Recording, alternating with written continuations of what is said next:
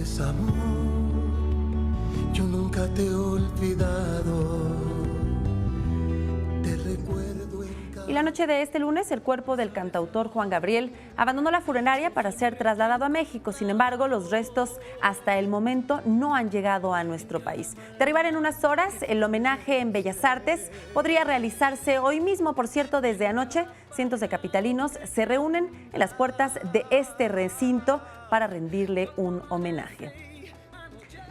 Y en donde también se están reuniendo cientos de capitalinos y lo hicieron durante todo el día de ayer, fue en la Plaza de Garibaldi. Recuerde usted que ahí se ubica un monumento al Divo de Juárez.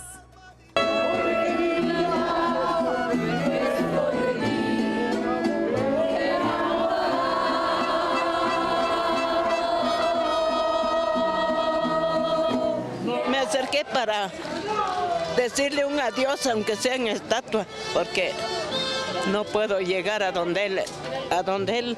Era domingo por la tarde y rostros afligidos fueron llenando la plaza de Garibaldi, rodeando poco a poco la estatua del ídolo, del divo, de Juan Gabriel. Pues vinimos hoy desde temprano, desde las 6 de la mañana estamos aquí cantando, poniéndole una vela y así cantando sus canciones. Y pues es triste para todo el pueblo de México.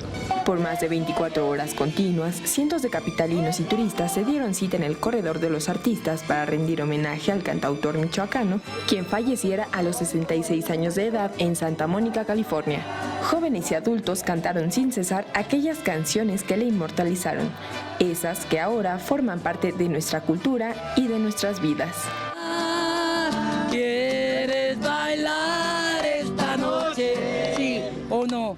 Ajá, ok, vamos al Noa, Noa, Noa, Noa, Noa, Noa, Noa, Noa, Noa, Noa, Noa, vamos a bailar, se acabó.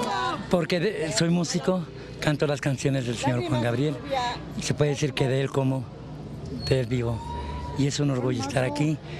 Ya estoy un poquito afónico, pero arriba Juárez. Se despidieron con flores y veladoras, pero aún con lágrimas en los ojos, el ambiente proclamaba amor, y ellos eterna admiración.